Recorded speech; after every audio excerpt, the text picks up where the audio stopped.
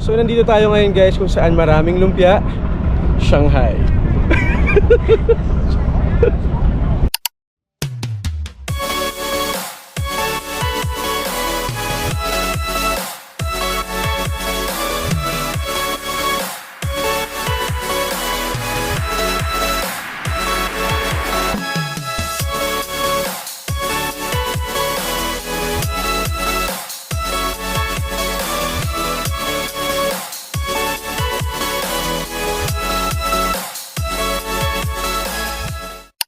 Made it. The final call guys. Grabe.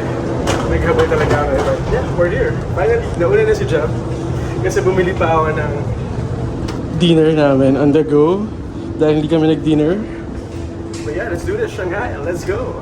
Hong Kong to Shanghai Pudong International Airport.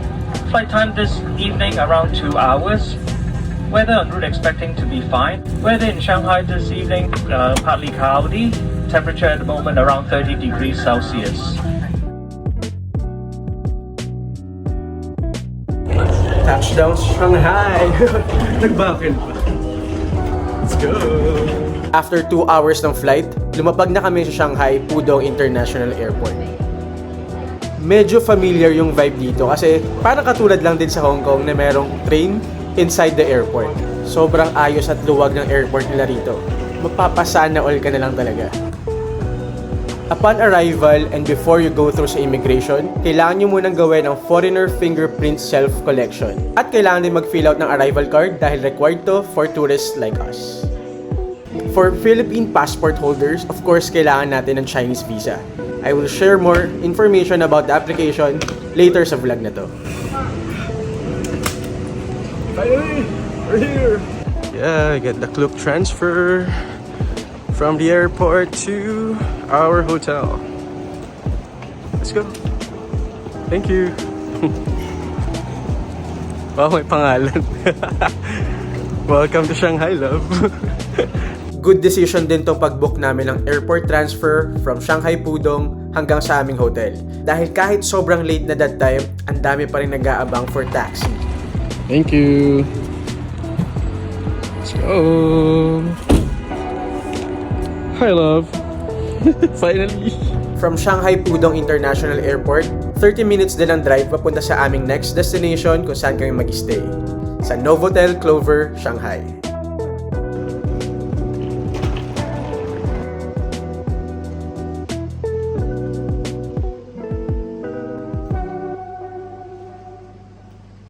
One of the main reasons bakit kami rito magstay dahil sa proximity or lapit nito sa Shanghai Disneyland Resort kung saan kami magstay in the next 2 days. Isa pa, may free shuttle bus from Novotel papunta sa Shanghai Disneyland Resort kaya very convenient talaga. So they have ATMs here guys. Very convenient din, di ba? Nice. We're late. And ito meron din vendo inside. Very nice. May massage chair. Di ba? Free lang naman siya. Wow, this is really cool. Let's go. May massage chair. Okay. Ang dami na rin. May mga gashapon love. Ang dami nakakatawa. Ayan, may mga vendor here. So parang kami lang talaga yung tao for late check-in. Alauna na. Galing, ang dami. May mga entertainment shenanigans na sila rin. Uy, may claw machine. Magugustuhan na mga pamangkin ko. Love, may Pokemon. So cute. Pero parang hindi sila, masaya. So nice. Ayun, ang dami pwedeng magawa dito, no? I love. And then, ano pa yun nandito? Kasi baka wala na akong time to go here tomorrow dahil tamad-tamad na. Kasi one night lang din tayo, diba love? So magstay lang kami dito for a night. Dahil after this, so sa Disneyland na kami. Ayan, may store. I think this is store. Then may gashapon na mga machines na nandito. Oh, playground meron din. Nice. Pero nilinis siya for now. Ayan. Very nice. Tawa naman ako dito sa gashapon. Walang Pokemon. Diba? Very nice. And then, dito rin yung breakfast tomorrow, no? Dito. Okay. We'll check that out. Ang lang nila. So, may mga Disney stuff din sila rito. Diba? Love si Lina Bell, ah. Ayun na. Si Stella. Ang daming Disney stuff. So, for now, we will be going up to our room. Let's go.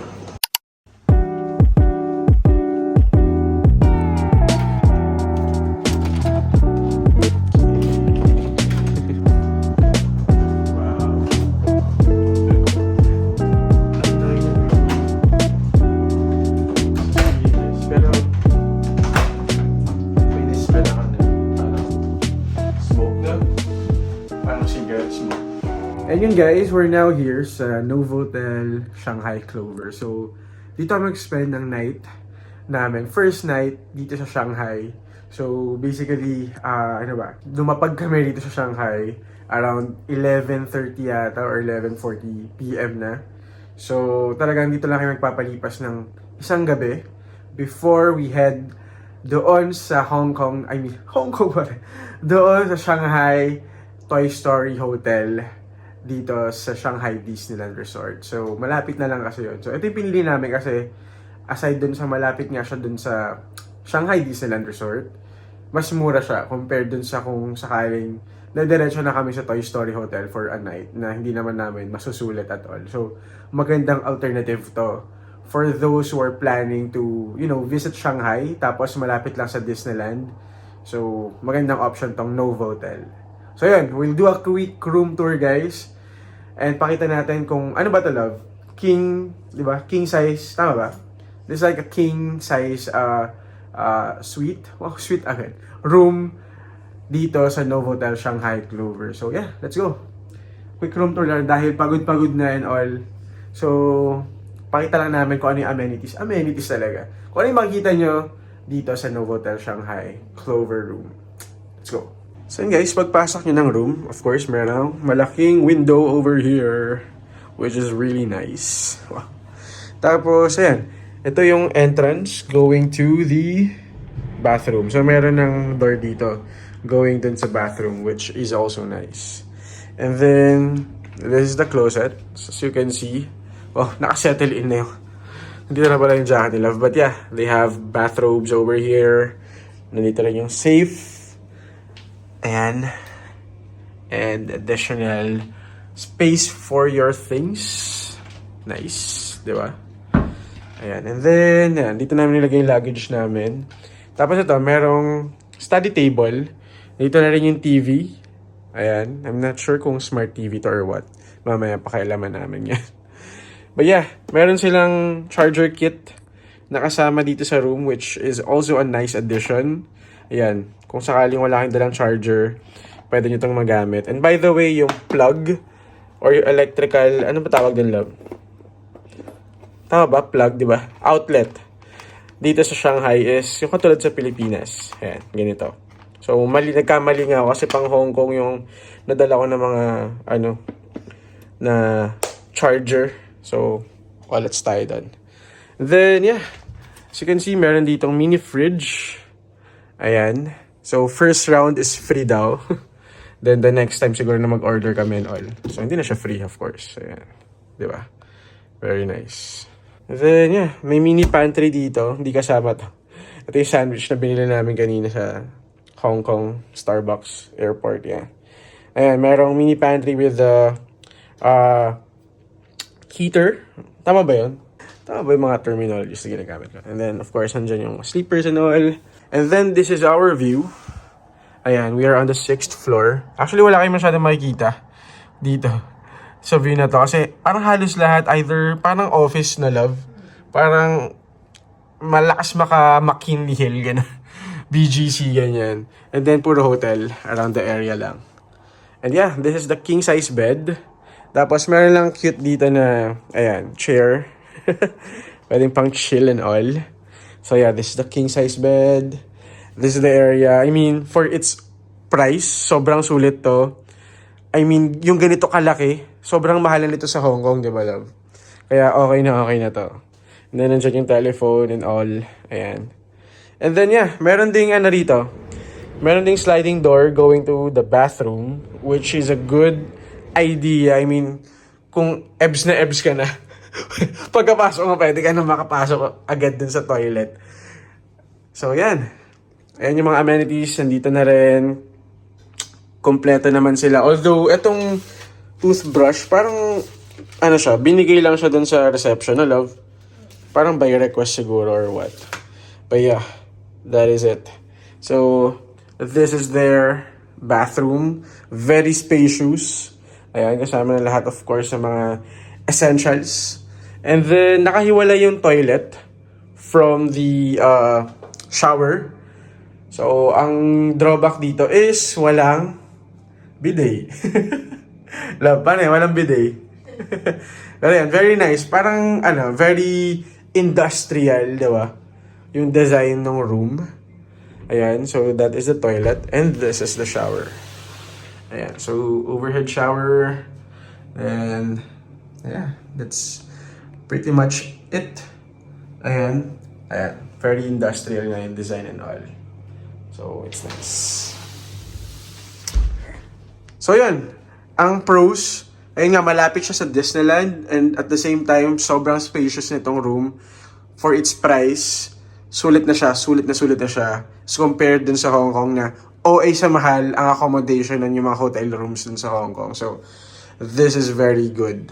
Very good option. Hi, love! Anto ka na? So, yun. Again, sobrang natuwa ako kasi ang laki ng space. Like, hindi kayo mahihirapan na mag-ayos ng gamit. Daming paglalagyan ng gamit and all. So, ewan ko, parang pangdalawahan lang talaga siya yung room though. Di ba, love? Parang hindi siya, siguro may isang anak kayo or what. Pero for two siguro talaga siya. I mean, it is very, parang mas ano lang siya. Mas suitable siya for couples. Ganyan. Wow, couples. Ayan. Or small family with a mini chikiting lang, ganun. So, but anyway, yun yung review namin. Yung room, spacious. Price-wise, okay na okay siya. And location-wise, swak din, di ba? So yun guys, mag-settle in lang kami again. We will be spending our first night here. And then, later this morning, so we will take you dun sa buffet breakfast naman. So let's see kung sulit din. Kasi we just added it dun sa booking namin. So by the way, we booked this room through booking.com. Lalagay ko na lang, hindi ko kasi alam yung exact price, but lalagay ko na lang dito kung magkano namin na-book to. And disclaimer lang, yung price may vary kasi late na kami nakapag-book. As in, sobrang spontaneous trip na to sa Shanghai, guys. Kung alam nyo lang yung pinagdaanan namin, so ikukwento ko pa yan later kung ano yung naging, ano tawag ito, proseso namin bago kami makapunta dito sa Shanghai. And of course, yung mga tips na rin, like ano yung mga dinownload namin na apps and all before going here, di ba, sa Shanghai, to prepare for our Shanghai trip. So, yun. That's pretty much it for our room tour dito sa Novotel Shanghai Clover. Out.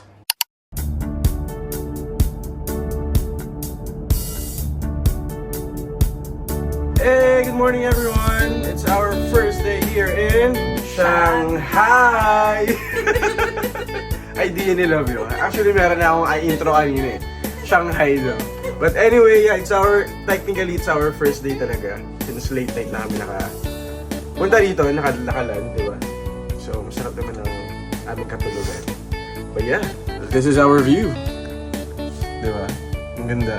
So after this, magbe-breakfast na kami. And then we ask for late checkout then.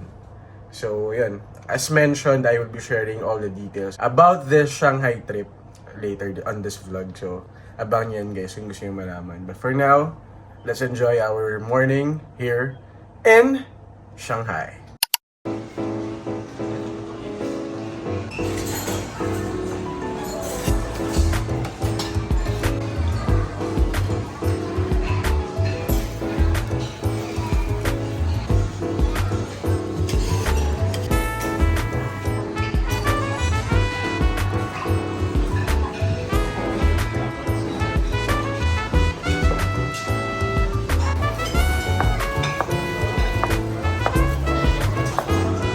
overall, sakto lang naging experience namin dito sa breakfast buffet, sa food exchange, sa Novotel Shanghai Clover.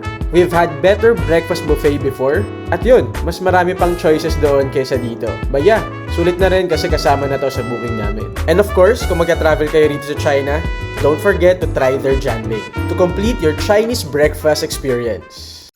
After breakfast, nag-decide kami na lumibot muna around the hotel. So yun guys, may pool din dito pero wala ngayon. Suspended. Maybe because malamig or ewan ko, baka under maintenance pa siya. And then, yeah, there's this gym. Diba? Kompleto na din. So yun guys, nililibot lang talaga kami around Novotel kasi wala naman talaga kami itinerary ngayon. Kundi, magstay sa mga hotel para mag-chill. Pahinga talaga dahil tomorrow pa talaga mag-start yung yung activities namin. So, ganoon talaga siguro pag tumatandaan. Alam mo yun, hindi na yung bara-bara, kailangan mapuntahan lahat. So guys, we're back in the room. Actually, okay naman yung breakfast, although hindi ganun karaming selection sa food. Pero pwede na. I mean, kasama siya dun nung binok namin tong room, kaya hindi na kami magre-reklamo for that. But anyway, yeah, nabanggit ko nga kanina, no, for today, so we will be staying lang dito sa hotel up until mag-checkout kami to transfer naman to Toy Story Hotel sa Shanghai Disneyland. So, mag-spend kami doon ng whole day na nasa hotel lang, inilibot lang kami around the area. And then, bukas pa kami talaga pupunta doon sa park. So, talagang very chill lang talaga yung itinerary namin ni Love. Kasi hindi kami masyadong magpapaka-hectic dito sa Shanghai. As in, Shanghai Disneyland, and then pupunta lang kami sa Shanghai City Center, sa The Bund. Ayan, so, ayun. As in, hindi kami masyadong maggagala around Shanghai para puntahan yung malalayo pa na mga spots na pwedeng mapuntahan. And yun, nabanggit ko rin, di ba? Earlier, sobrang spontaneous nung trip na to. As in, we just applied yung visa ilang weeks before lang ng trip na to, kaya ayun, talagang after ng Singapore namin, napag-desisyon namin na Love, what if mag Shanghai tayo for the Easter holiday, kasi holiday sa Hong Kong, so marami kaming, at least may days kami na walang pasok, kaya yun, gusto namin i-spend yung holiday sa different country naman, out of town, out of the country, kaya we decided na kahit medyo kailangan ng visa to visit Shanghai, talagang pinaglaanan namin siya ng panahon at ng budget. So medyo may kamahalan din kasi since we chose to do yung express and urgent application ng visa sa Hong Kong yan. Although madali lang yung requirements guys. As in, I will be sharing the requirements here. Ito lang yung pinasa namin to apply for Chinese visa. So, doon kami sa China Application Center nagpasa. And during that time, sobrang dami ring tao na nagpapasa ng application for Chinese visa. Kasi lahat naghahabol, katulad namin, ng visa para nga sa Easter holiday. Kaya talagang grabe yung pinagdaanan namin ni Love. But, so far, sulit naman. At isusulitin namin talaga kasi we were approved for multiple visa for 2 years dito, kaya first stop pa lang namin tong Shanghai and we are already planning to go sa iba't iba pang lugar na masusulit namin yung Chinese visa namin, diba? And yun, before going here guys, as in, sabi ko nga sobrang spontaneous, but still, we took time na mag-research kung ano-ano nga ba yung mga dapat gawin, dapat i-prepare before going here sa mainland China or dito sa China, sa Shanghai particularly. So for the apps, we downloaded some of the apps na essential para sa Shanghai trip. Kasi alam naman natin lahat, very strict dito sa Shanghai. So yung mga alam natin na mga social media applications, kumbaga banned sila or restricted sila dito. So yung Facebook, Twitter or X, may tumatawag ko bang X sa Twitter? Kasi ako Twitter pa rin tawag ko sa X, but yun, YouTube, Google, and so many other applications blocked or restricted dito. So you need to download or you need to connect pa sa VPN para ma-access yun. So, kami ni Love nag-search kami ng okay na VPN. And yung dinownload namin is yung Surfshark na VPN dun sa mobile namin. Aside from that, since wala ring Google Translate, so merong Translate na application naman sa iPhone na pwede ring magamit.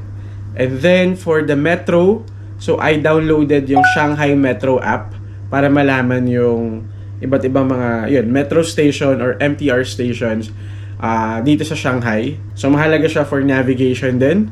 And then since walang Uber dito sa China, so meron silang Chinese Uber na tinatawag. So sa kanila Didi ang application for taxi or car hailing application. So yun yung ginagamit nila dito. Good thing itong Didi English siya.